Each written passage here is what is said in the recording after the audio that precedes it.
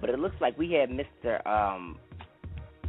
Michael Keith on the line. What's going on, man? What's going on, brother? Not much. How you feeling tonight? I'm good. How about yourself, man? I'm good.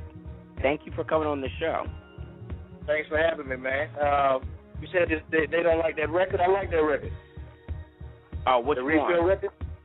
Yeah, I don't understand why people don't like it, because she sing her ass off.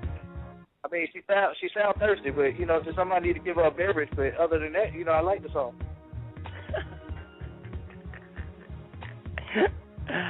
I totally agree. Somebody get this girl a refill, man. They need to stop playing games. If I had $1 for every many times I said that, Oh, my goodness. So tell the fans who may not know who you are, tell them a little bit about yourself.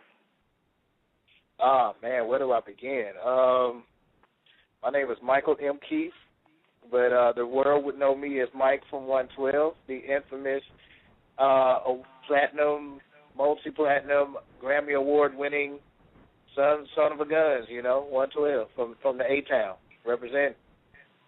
That's what's up. Shout out to Atlanta right now. Shout out. How about that to the A-Town, man? 3 cheers. Yep. So let's get into this interview. Let's do it, money. All right. So who are some of your musical influences? Man. Well, growing up, my mother and my grandmother were like my major influence. My first influence, I would have to say, was my mother, because that's where I got the gift from. And she would sing around the house all the time, and I always loved listening to her sing. And as a baby, I would just walk around imitating things that I heard her sing, and also I would imitate things I heard on the commercials or on the radio or things of that nature. And people was like, this little dude is a little ham, man. So we need to see if we can make some money off his ass. But nah, just kidding. But yeah, man, she was my major influence, my first major influence, because she got me listening to the Donny Hathaways, the Stevie Wonders, and the Sam Cookes, if you will. And that's pretty much where the initial influences started. Now, of course, as we got older and I started appreciating music more, it was along the lines of, to give you some background, I don't know if Deron mentioned this before, but our sound originated from a culmination of Take Six and Commission. We would have the lead vocals of Commission, but then the harmonies would come from us listening to Take Six. So really the 112 sound is a culmination of the two. So, we grew up listening to Take Six and listening to Commission, and those were kind of like my influences as far as the R&B side was concerned. But around 1991, man, I got a taste of that Nirvana and that Kurt Cobain, and my influences started going from there to Pearl Jam to Green Jelly to it was Rage Against the Machine to System of a Down. I'm a rocker, man, at heart. I'm a white dude. I'm a white dude trapped in a black man body. I swear, man. But you know what? And I'm gonna give you a high five for that, because that's how I feel. Absolutely, man. Because my theory is this, man. Music is like math. It's a universal language. And when we put genres, we put genres on music and things because we like nice little packages. We like to put everything in a nice little box and say, hey, this is black. Hey, that's white. Hey, this is rock and roll. Hey, this is R&B. No, man, this is music. You know what I'm saying? And when we was back in the 80s, you could listen to Foreigner on just about any station that we had. You know what I mean? And it was even though it was a black music and a black genre and a white genre, all that music was together, man. And I think that's what we're missing. We spend too much time trying to figure out what is what as far as music is concerned, instead of you just sitting your ass down for 2 seconds and listening and appreciating it. Who cares if the person singing it is white or black or of another ethnic, of an ethnic group, man. It's music, man. Love it, entertain, have fun. Exactly, and I feel like that is a big problem in today's society. everybody looks at it's a color thing. They'll be like, oh, well, she's black and she's singing a country song. Who cares? Right. Music is music. Right. Either you love it or you don't. Absolutely, Don't judge man. because she's black and she's singing country. Shit, I'm black and singing alternative rock music. Exactly. What's wrong with that? And there's nothing wrong with that, brother. And it's refreshing, man, that that you have the same outlook and the same mentality that I have as far as music is concerned. Because actually, man, if it wasn't for them other three guys on 112, I really wouldn't give a damn. You know what I'm saying? What people thought about the music. Even though my voice is geared towards R&B and soul and gospel and things of this nature, man, I swear on everything I love, I would be in a rock band right now. Matter of fact, a couple of years ago, me and Stevie J, for those that don't know Stevie J, he was one of the hitmen and one of the greatest producers that ever came out the Bad Boy camp. He actually gave us our first hit, Only You, with the Notorious B.I.G., but he is one hell of a musician, can play about 9-10 instruments. This dude is, like, incredible when it comes to, if you haven't checked out Stevie J, you really need to check out some of his work. He worked with Jodeci in the beginning and whatever, but, neither here nor there. But he and I was going to start a rock group, and we was going to call it the Black Friday. And we were really gonna be heavy with it, man, like with that heavy metal, but then still have melodies, kind of like Red Hot Chili Peppers, you know what I mean? It's kind of in that vein. So, but we was because we're definitely fans. This dude plays the guitar.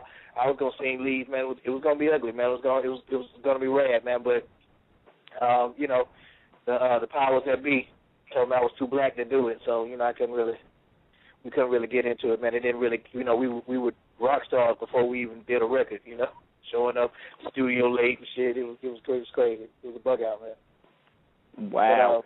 But, I think y'all should still do it though. I want to, man. I really do. I would like for me to reestablish 112 to this new generation of singers, and because that's where my first heart is. This is where 112 is where home is. And I'm not oblivious to that. However, as musicians, you like to challenge yourself and you like to explore and you like to do different things, man. And I'm a big fan and a big proprietor and a bastion of people doing what feels right. You know what I mean? And doing what you feel in your heart is. Because here's a crazy thing, man, and I know I'm going left field with this, man, but when I was in high school, they used to have an art class. I don't know if they have art class now in high schools or whatever, man, but this used to always piss me off. Like, as a creative person and a creative being, who are you to tell me what art is? You know what I mean? And who are you to give me a grade on what I interpret as being, art and what I interpret as being something creative coming from my soul or whatever? Like, I never could fathom, the mindset and the cojones that you got to actually have to tell somebody that I'm gonna put a grade on your creativity and your art. So I never was, really a fan of that. And it is the same thing that's happening in the music industry, man. It's like, who are you to tell me, what my music is supposed to sound like? But, we have fans and they have an obligation. We have an obligation to them because they are the consumers and they are the people that have been fans and been loving our records for, for the better part of 15 years. So we got to give them that. But at the same time, sometimes you just want to say, man, and just put a rock song out, man, or just, I grew up singing opera as well, so, I would just love to do an opera song one day too, bro. You know what I mean? Like, I grew up really, trained in that operatic style. It took 4 years of that shit, man, and it's like, I would really love to do a record, one day just to showcase that as well, because honestly, man, it's so much music, and when you're a musician, you have so much music in you, and people only get about maybe 10%, if they're lucky, 10% of what it is that you actually have. So I would, like to do that one day, man, but I'm pretty sure it probably won't happen. So, I'll just have to be 112, but that's cool. And that's dope, because let me tell you, I mean, when I was 3 years old, I grew up on Bad Boy, and when I heard 112, I was like, whoa. I was like, yes, David has finally got a boy band that he likes, because growing up, I didn't really like too many male singers, or male groups, I should really say, because it would be like a come and go phase, and you didn't know who had the longevity. But it was something about y'all, and I was like, you know what? The way Slim is singing, how he's singing that verse right there, I need to try to imitate that so that when I get older, Mm-hmm. I can hit them notes like that. So I grew up listening to y'all. Y'all have been like inspiration. Yeah, man. And being and listen, man, I'm not oblivious to the fact, man, that we're role models and people, look up to us and look up to our music. Hell, we did the same thing with New Edition, Boyz II Men, and Jodeci. We looked up, so we have a responsibility. If we're going to be in the game, we got to play to win. And we never set out to say, okay, we're going to get a Grammy with this, and we're going to sell, X, Y, million records. We didn't really set out to do that. What we set out to do was make records that people could listen to for 20, 30, 40 years. You know what I'm saying? When we dead and gone, our kids can say, yeah, man, my dad, he used to sing in this group, and they were the dopest. You know what I mean? So that's what our goal was, man. So when we took pride in the fact that our records stood the test of time, and the records had longevity, and they wasn't run of the mill, and they wasn't just for the times or just what's the word gimmicky. The closest we had to a gimmick record was Peaches and Cream, and that's still a record, man, that people can bump today. You know what I mean? Yes. So, yeah, that was our most gimmicky record, and it still ended up being a song that people could listen to this day. You know what I mean? The fact that we talking about going down on the girl too, that kind of helped, but that does kind of help a little bit, but yeah, man, that's we set out to make records that last forever, man. And it's for you, D, to just to say. That you listen to us or whatever. Number one, it makes me feel like I'm old as hell. But number two, really, I'm only 19. Come on now. It's not that big of an age gap. Man, you're the same age I was when we first started, man. So I'm telling on myself, but basically, yeah, man. But yeah, man, those records, man, they stood the test of time, man, and I really do appreciate, man, the fact that we did influence you, and that you did take our music and you learned from it, and I'm just I feel good about that. I can die tomorrow knowing that that was a good thing that happened, man, and I put my mark on the world some kind of way. Yeah, definitely, because I'll tell you, my friend Shawnee, shout outs to Shawnee who's listening right now, she would tell you that I, throughout high school sometimes, even though it's maybe, 4 years ago exactly, I would be singing Peaches and Cream. She'd be like, David, why are you singing that song? I'm like, yo, that's my song still. What you hating for? What you mad for? Yeah, man, come on, Shawnee, stop hate.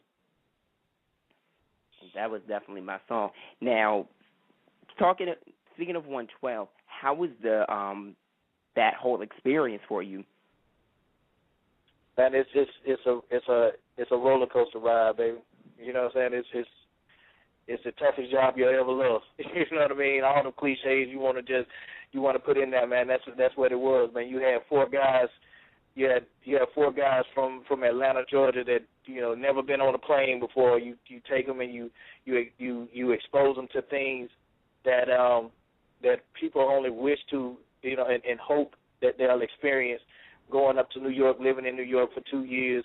The experience alone, man, it's like you couldn't put a price tag on the type of experiences that we had, the type of music that we heard, going up to New York and just listening to these different cultures, and just walking down Broadway and listening to these different types of music and, just this culmination of people and the influences and the cultures that they brought with them coming from the old countries and stuff, man. And, it was all the influences, man, it played a part in who we are and helped us develop it into these uber, R&B singers, man, When we went up to New York, man, our mindset was we were so hell-bent on just being an R&B group and then being around Puff and his influence.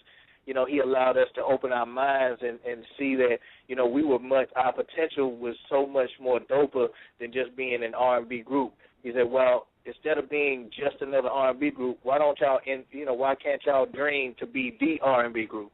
You know what I mean, where everything is based off of, because if you think about it, B2K came out, and they started dancing and stuff, and I remember Free and AJ on 106 and Paul was this is after we had did it's over now, and 112 had brought back the dancing aspect of the choreography, and I remember AJ and Free talking about how B2K looked like for a little 112 dancing, everywhere, whatever. So it's like we kind of set that tone, for all these groups to start back dancing again, man. And and I take pride in that. I take pride in the fact that we were part of that genre, and instead of us being, just another group, another run-of-the-mill group that was doing what everybody else was doing, we were setting the tone. You know what I mean? And that just feels good, man, to be, that involved in the music industry. Of course, when you're in it, you don't see it and you don't feel it, but then reflecting, sitting back and reflecting and getting wiser and getting a little older and just taking a step back and breathing and appreciating what it is that you've done, man. It's like, we set out to do a job, and 112 has been one of the most influential groups of this new millennium, man. And and we still got a long ways to go, man. Our job is nowhere near complete, man. We have not even reached our potential yet. And I look forward to seeing how far we could go. I'm definitely looking forward to it because you know what? This new industry, well, not industry, wrong word, this new generation, I should say, has not even a clue what y'all have done.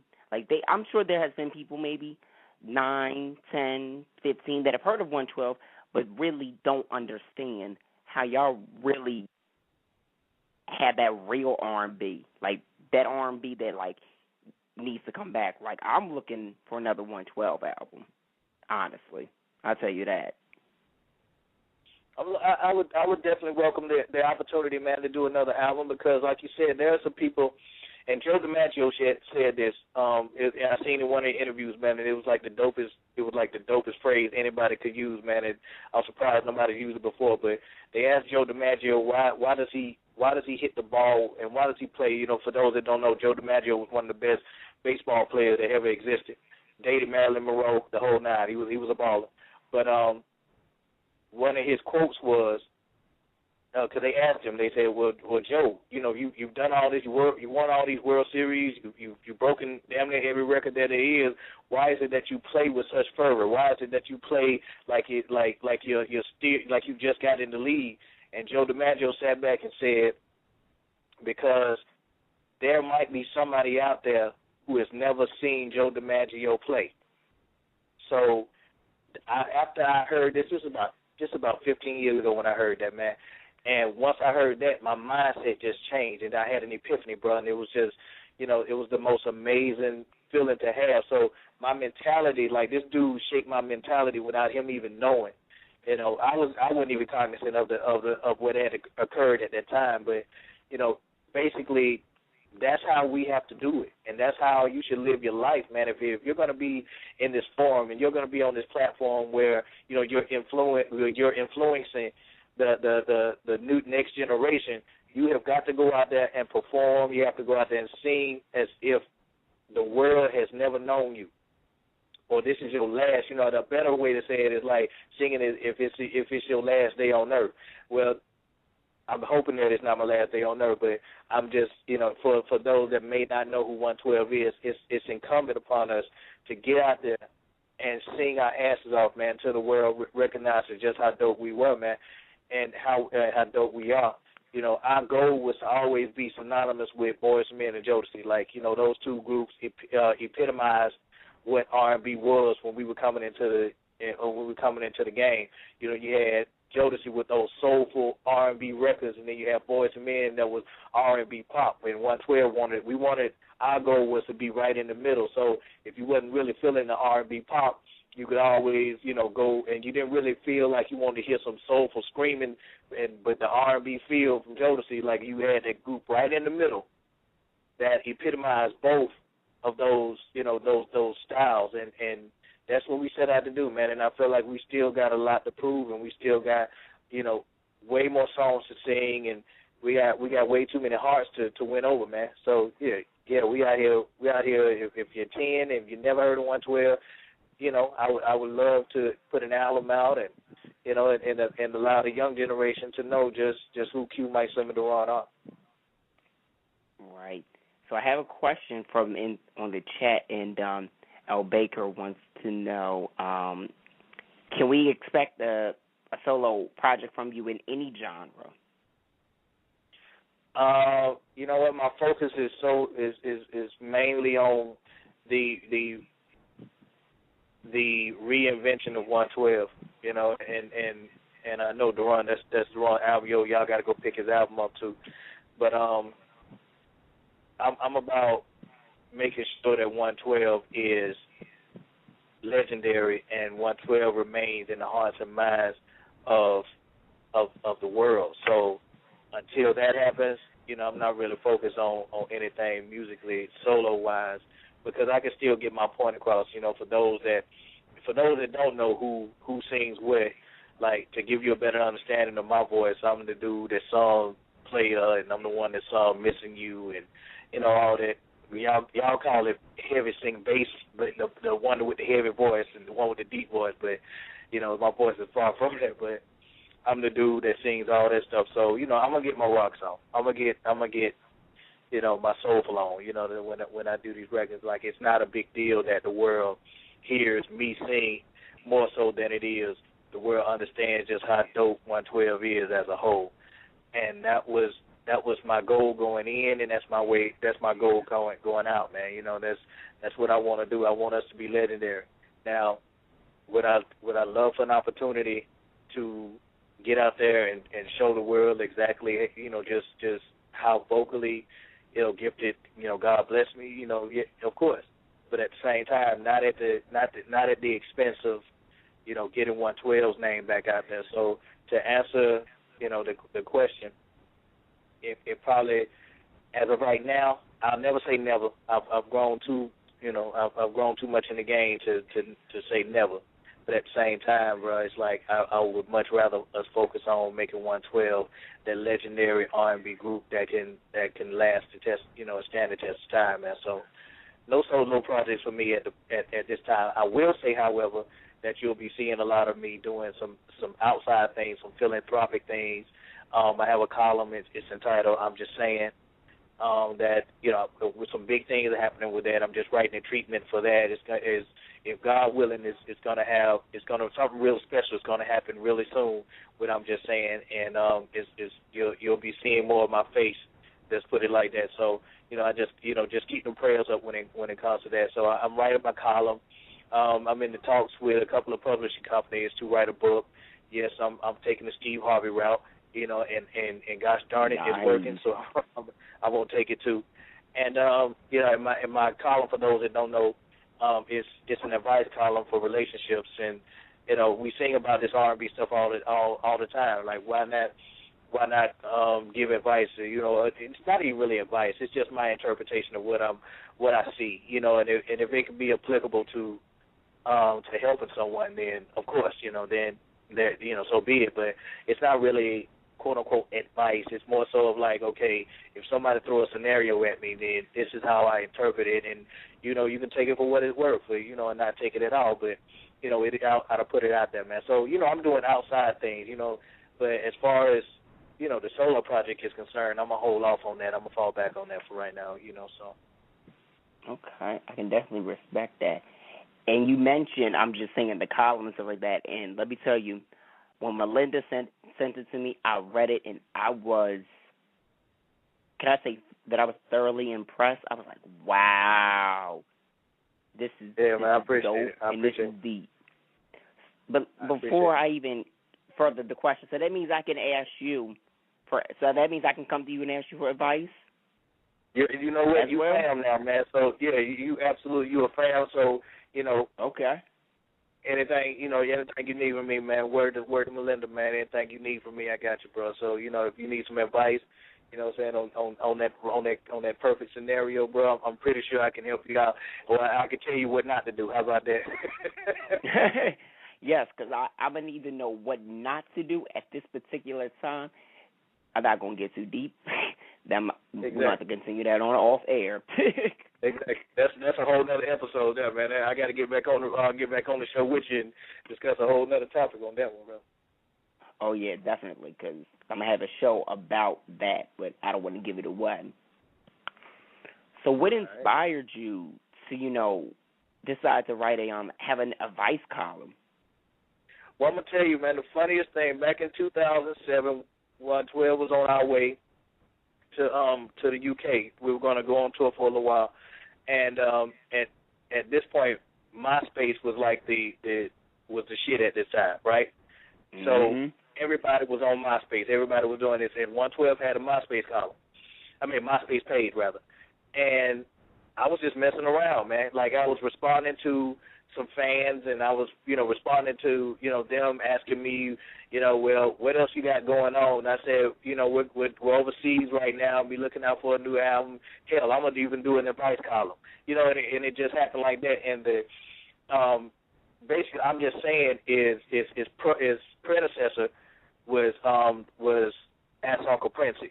Now my nickname is Princey. I don't know where it came from, but it's Prince, Princey, whatever you want. That's my nickname, inside joke or whatever.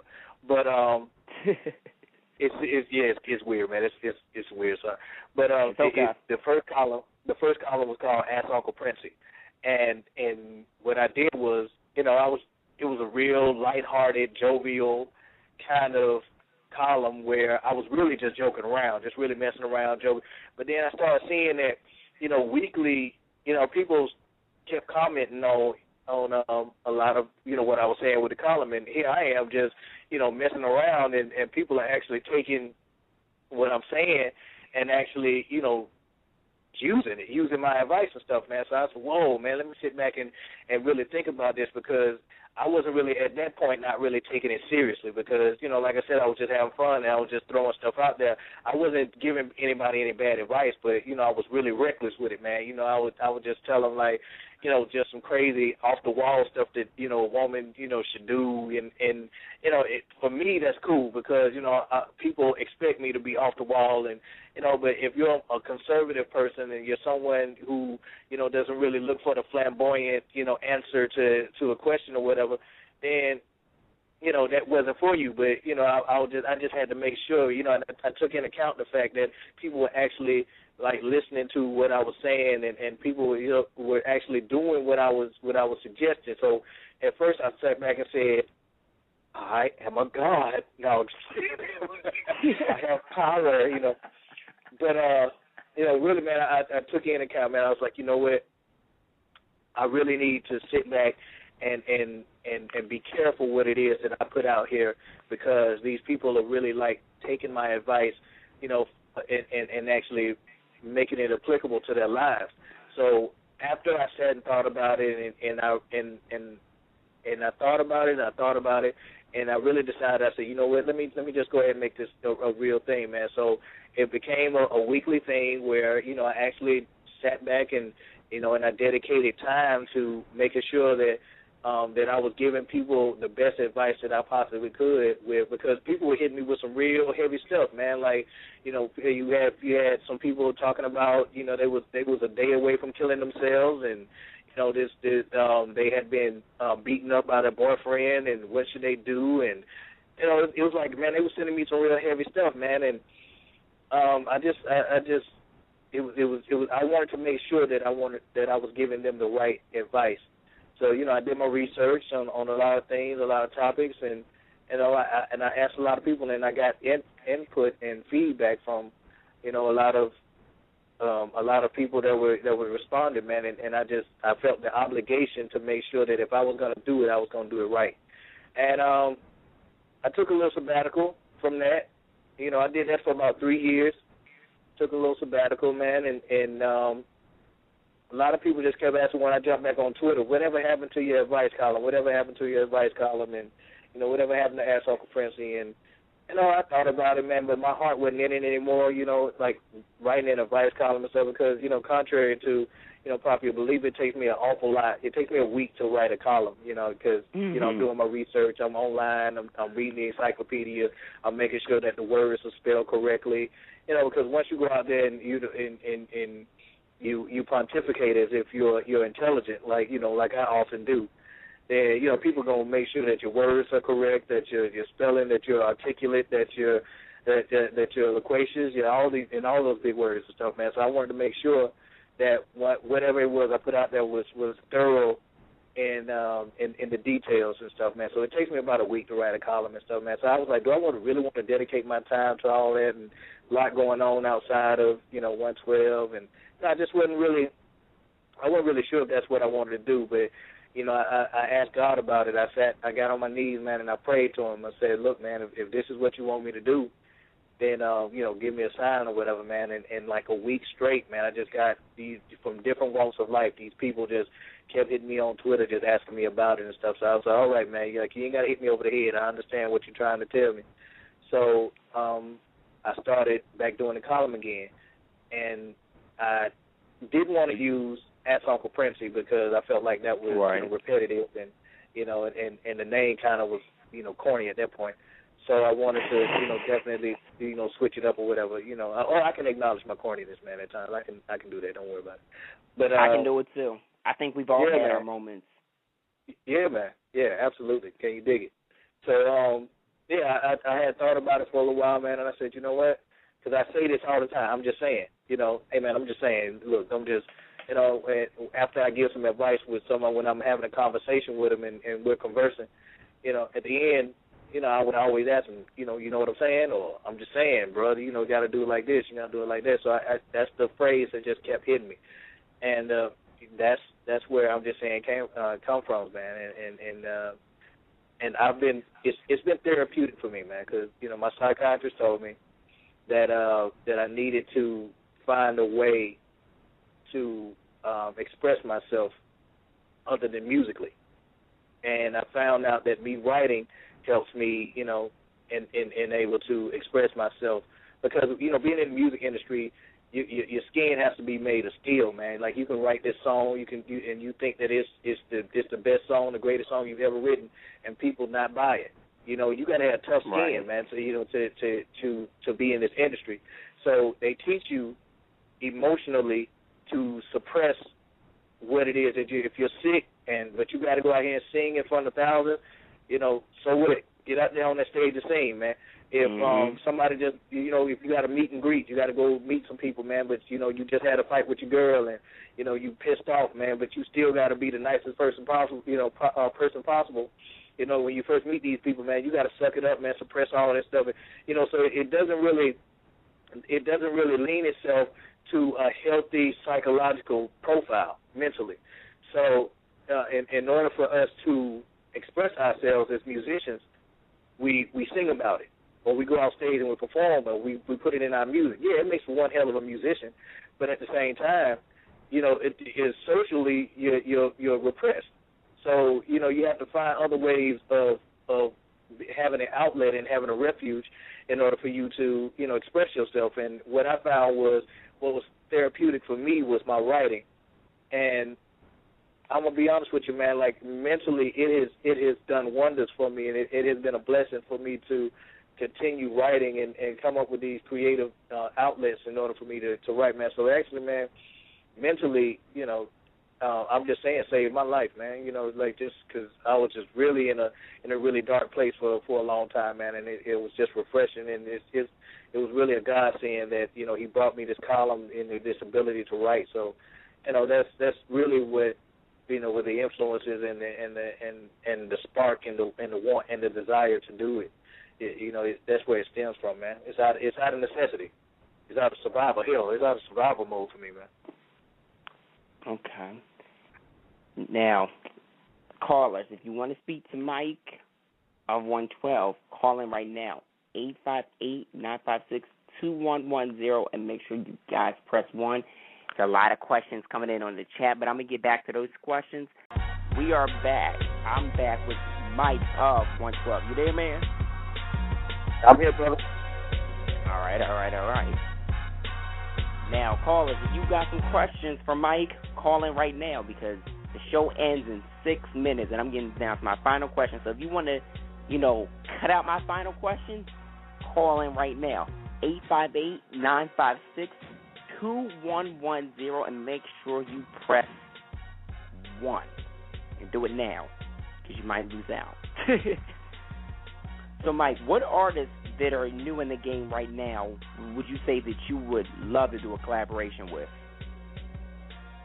Man, I'm loving I'm loving the Maybach music. I'm loving what they're doing.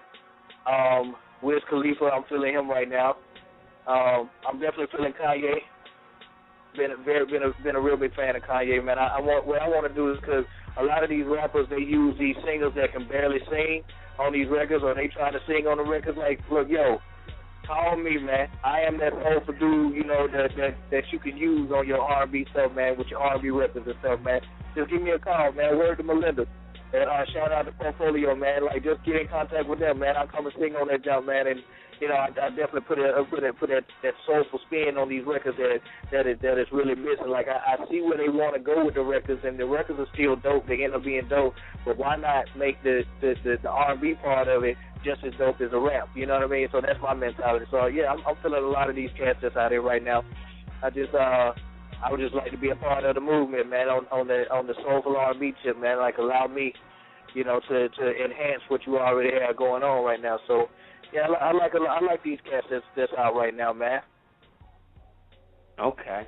Now, what artist would you say that's a newcomer that totally stands out to you versus anybody else right now? Brand new artist? Yeah. Or like been out for a little while? It can be a mixture of both, so you can pick two.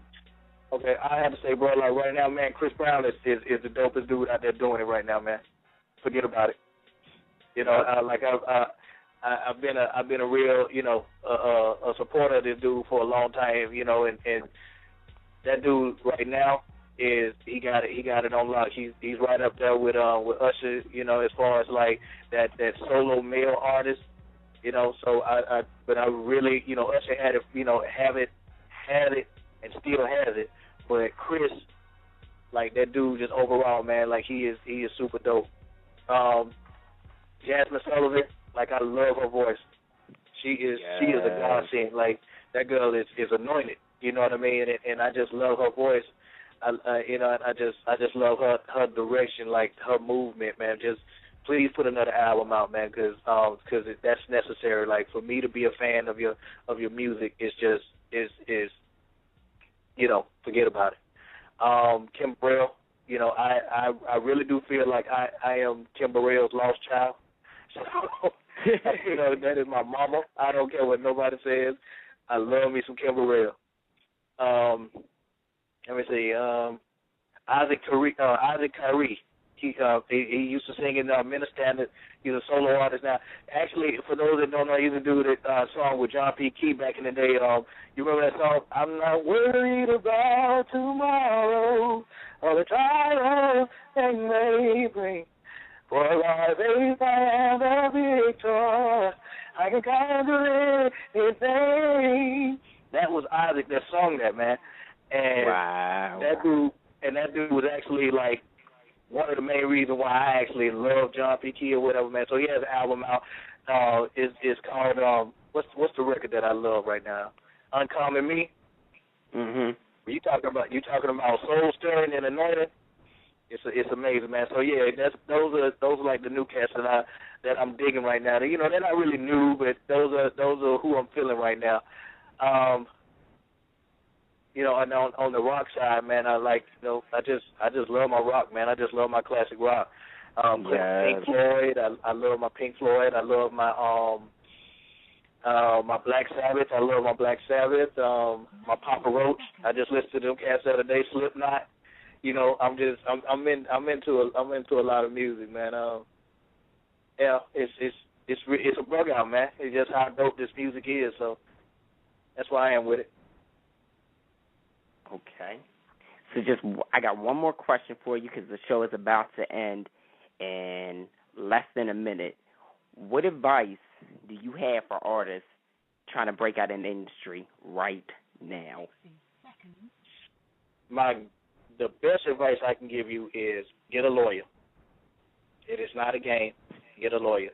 You know, but after you've acquired, you know, your lawyer, make sure that you do what you do from the heart.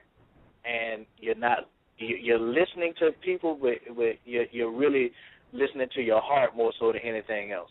You know what I mean? Like as musicians, we get pulled in so many directions, and people have this idea of where your music is supposed to go and how it's supposed to be, and that really messes up the energy that you have as a musician. Now you're gonna have to compromise. That's the name of the game. You're gonna have to do some